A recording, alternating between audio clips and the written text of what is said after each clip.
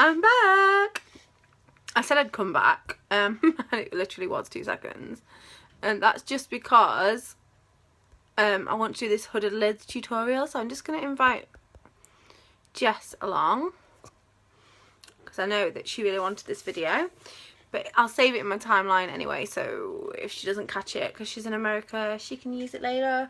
But I don't know if any of you have hooded lids. So hooded lids, just so you know, you may have them and not even know, is where the lidded part of your eye, so this bit here, is hooded, as Andrew says. No. This part here, when your eyes open, you can't see it. So I've got lipstick on. I never wear lipstick and I'm terrified of getting it on my teeth. It's kind of hidden by this fleshy bit up here, so where your brow bone is. Can you see? So when I really relax my eyebrows, because I've learned to kind of hold them a bit higher, when I really relax my eyebrows like that, you can see that you can't see any of that lid. Okay? And even when I'm like stretching my eyebrows up, you really still can't see a lot of my lid. So this is just a tutorial for you, so that you can see how to almost contour your eye socket. Okay, can be used with any colours, but the idea is that you contour this area here to make it look as though you've got a bit more of a lid. It's not as scary as it sounds, I promise. So I'm going to be using our new eyeshadows for this. I'm going to put on some eye primer because it's crime not to prime, and it really helps the pigment stay in place and not crease. Sorry, I will keep licking my teeth. It's something I do when I've got lipstick on. It's all those times when you like wear cheap lipsticks and then you're like, oh, I've got lipstick on my teeth.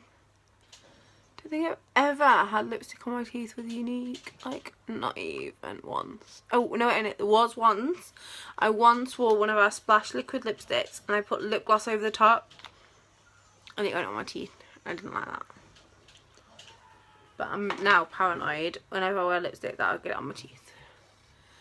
Which is not something that you want. So, I'm just putting on the eye primer. I mean, what I might do is do one eye, kind of my tips for hooded eyes, and one eye like normal makeup, maybe, just so you can see the difference. So I'm going to just put my charger in, because I don't want to end up with it cutting out on me. I've just realised I've got no clean eyeshadow brushes, so I don't know how this is going to go. And I'm going to start off with what I call a bone shade. So I'm going to choose a shade that's very close to a natural skin colour. Okay, so I'm going to go in for this one here. It's one of my favourites. And I'm going to apply this under the eye. Well, under the brow bone, sorry. Like in a windscreen wiper. The reason why you do this, the reason why you apply this bone shade first, before you kind of move on to the colours, is because it helps make a base for all the other colours, makes them easier to blend, helps them stay in place, kind of sticks to that eye primer that we've just put on, and makes it, yeah, just easier to put on the other colours. Okay, I'm going to do exactly the same on the other eye, because whether you've got hooded lids or not, I really do think that this is how you should start all eye makeup applications. So I'm putting on this bone shade. I've got a fly, so if I start freaking out, that's why. Okay, so I've just put that on. Oh. Then I'm going to choose what I call a transition shade. So I'm going to choose Gingerly, which is this really nice, like almost ginger nut colour. And I'm going to apply this all over my lid. Okay, but I'm bringing it up into that brow bone. So I'm really following the brow bone with my brush. And I'm just making sure I've covered the entire eyelid with it. So, up into that area there, backwards and forwards. And maybe I want to make it a bit darker, just a little bit more product. And backwards and forwards like a windscreen wiper. Can you see that? Okay, so that's a transition shade. Now, to show you how traditionally you'd put it on, you'd get the same colour, the transition shade, and you'd tap it just on the lid of your eye. So that's just this lidded bit, and if you can see, I'm poking right into the eye socket, but not the brow bone, to apply this shade. And you'd use an eyeshadow packing brush, which is what I'm using, rather than a blending brush, which is what I use on the other eye. So really packing it on and packing it along the eye socket. Okay, can you see the difference? I really hope that you can. So for me, this eye already has that depth, almost like it's a shadow, like a lid. Whereas this one, you can't even see the colour. So then I go into a slightly darker brown, which is this one here. Again, a little bit of product. I'm going to tap off the excess. I always start in the outer corner and follow that brow bone, okay? The reason why I start on the outer corner is because where you place your brush first is where you get the most product. So it makes it easier for blending. And again, I'm just going to wipe, wipe, wipe, like a windscreen wiper. And I'm using a blending brush so it's coming up higher. And I'm going to take a little bit more of that colour and do the same. So I'm just deepening it. Because if you use a little bit and apply more layers, that's how you get the best look. If you go straight in there with loads of product, what I find is that you get harsh lines that then you find really hard to blend out, and you can end up with a bit of a mess. So, can you see how the eye is getting even more shadow to it?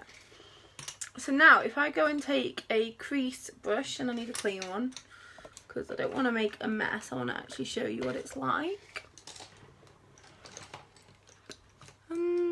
I may not have a clean crease brush because I forgot to wash my brushes after my last video, but let me just double check. Put my glasses down and actually see what I've got.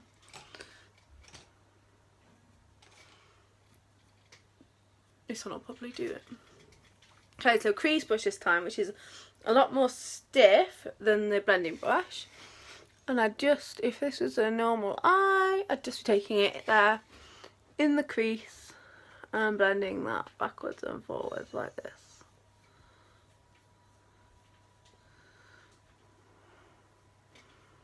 I'm really fighting the urge to take that up. Oops.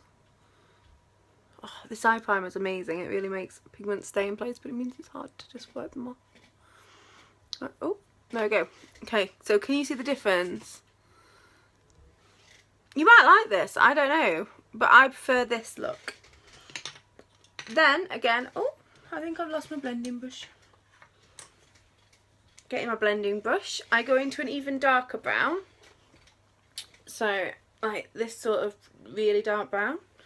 Take a little bit of product, and it's exactly the same again. So I'm just bringing it less, like I'm not going quite as far over on my eye, staying mostly on the outer corner, but still using the blending brush to take it up a little bit, okay? So again, dabbing it in the outer corner because that's where I want the most of the product, and blending out. Taking it up and blending it out. Okay. So I'm nearly at the look that I'm looking for. Now I'm going to grab my crease brush a bit again, take the same dark colour, and this time on this eye I'm just doing that L. Okay, so that, people call it an upside down number 7. Which is your outer V, and I'm blending that in. I'm blending it along the lash line just to balance it out like that. Okay, so this on a normal eye would look amazing. I mean, you might like this, I don't know, but I prefer how this looks on my hooded lid. Then finish this eye off, I'm going to go into the black. I'm just going to take a little bit of black. Okay, just a little bit. And again, I'm just placing it there and smoking out that outer V. So it's taking a little bit of product, placing it on that out corner, and then just bringing it in very much a circular kind of blending motion.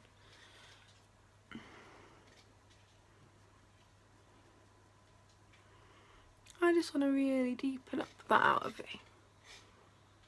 Okay. I'm just making sure it's going up. Always make sure your eyeshadows point up, because if they don't point up, they'll bring your eye down, which nobody wants. So I just clean that up. You can clean it up with concealer as well. And then on the other eye, I'm going to grab the crease brush, the black product, and I'm just going to put it right on the outer bit of the V. So even tighter placement than I did the dark brown, like that.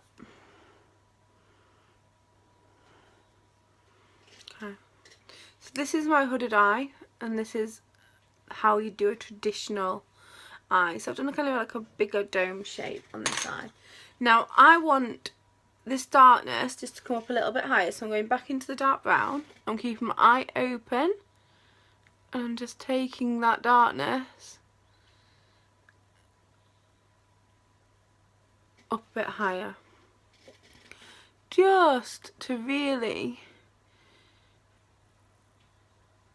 make sure that you can see a little bit more smoke as it comes in towards my eye. Okay, so that's how you get the overall look.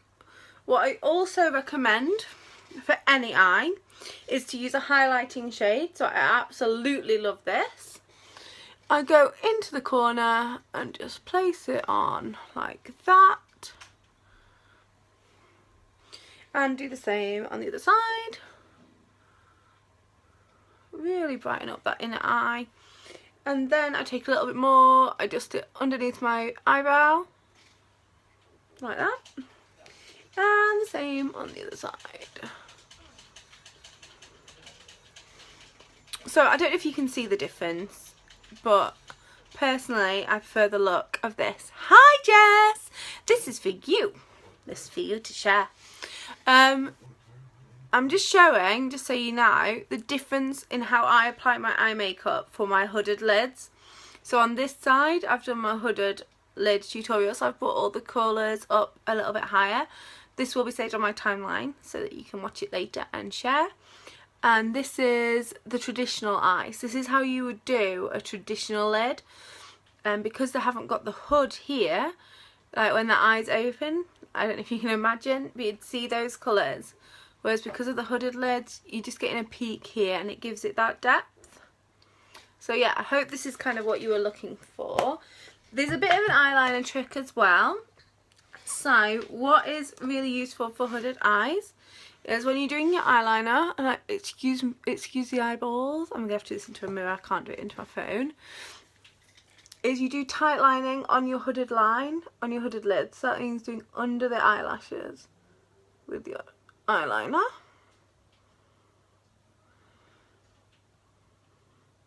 Okay, so that gives you the eyeline there and the kind of deeper lash line. And you do kind of, you can tight line as well, but you do kind of like a line on the top of the lid for a traditional eye. But if you look, what you notice is that because I put the liner on the top of this lid as opposed to underneath, like you can't see any eye colour now, it's just all black. Can you see that? So that's how I do it, and you can do this with any colour combination. You can go higher up, you can make this transition shade darker so that you can see that a lot more boldly. But what I like to do is keep it like this for day wear. I could have probably blended the black in a little bit better on that side. Huge difference. Oh, I'm glad you can see it. you may also want to do the bottom lash line with your colour. I recommend that you kind of take almost like the crease brush that you used on this side to kind of take that eye colour down the bottom lash line. You see? I never take my eyeliner all the way across because I find it makes my eyes tiny.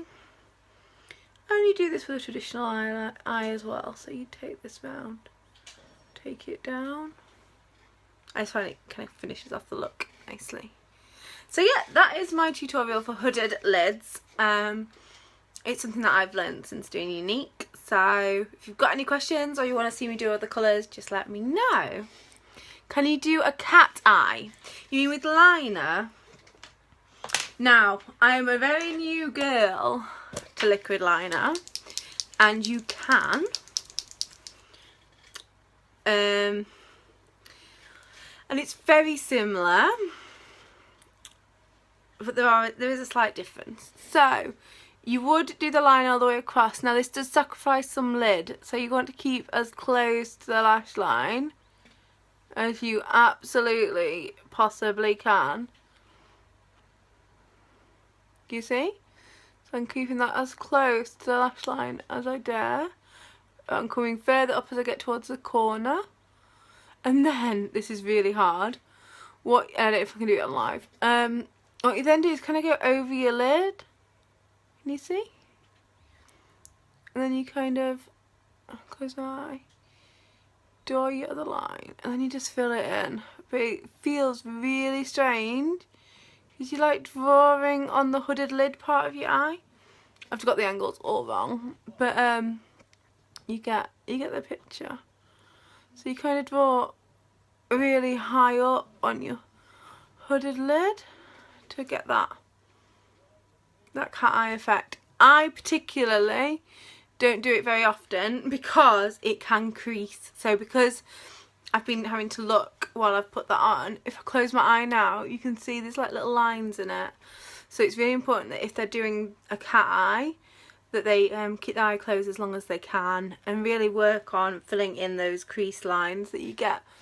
The only reason why we get them is because it's where our eyelid is creasing up under the hood. So you really just need to make sure that you're filling them in. Whereas on this eye, if you were doing a traditional eye, you'd follow the bottom lash line, draw your line up, then you'd come from the point back down, like that. Which is how I do them a lot. But because of this, like with your hooded lid, I don't know if you can see, but it's almost like you can't see the wing because it's kind of gone into that crease in my hooded lid. Like you can't really make it out. So this way, although it's bolder and doesn't look as great when your eyes closed, you do see it a lot more, and you've done it slightly above that kind of natural. If I'd followed that line, it's kind of in that natural dimple I have. So, and it also brings my face up, whereas this is like a bit more droopy. Can you see the difference? So this is your traditional cat eye, and this one is more exaggerated and it comes higher up, so it doesn't sit in that crease. But it is possible. It's just not as neat. But this is something I've only learned recently, so maybe when I practice, it'll come off a lot nicer.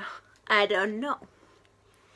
So yes, hope you've enjoyed it. I will save it in my timeline. It will be public, so you feel free to share, and yeah, hope you've enjoyed it. Love you all. Bye. Mwah.